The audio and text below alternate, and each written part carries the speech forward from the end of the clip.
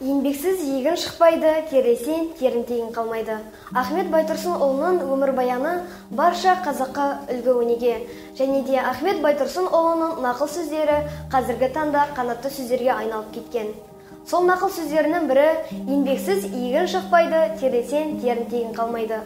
Ахмет Байтұрсынұлы бұл нақыл сөзінде не айтқысы келді?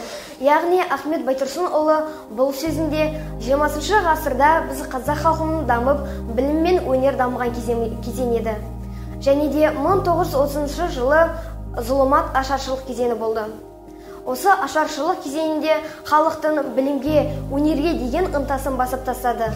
Алайда Ахмет Байтұрсынұлы оларды барынша ынталандырып, олар қазақ халқына еңбек етіңдер, біз Ресейдің құрамында болсақ та, бұл қазақтың жері, бұл қазақтың суы, қазақтың шөбі деп атап, қазақты еңбекке шақырды.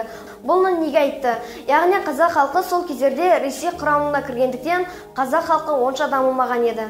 Сол себепті қазақ халқына басқа елдерден үлгі алып, сендер еңбек етсеңдер, еңбекпен қоймай білімді де алсаңдар, басқа озықты елдерден кем емессіңдер деп қазақ халқын еңбекке, білімге баулыды.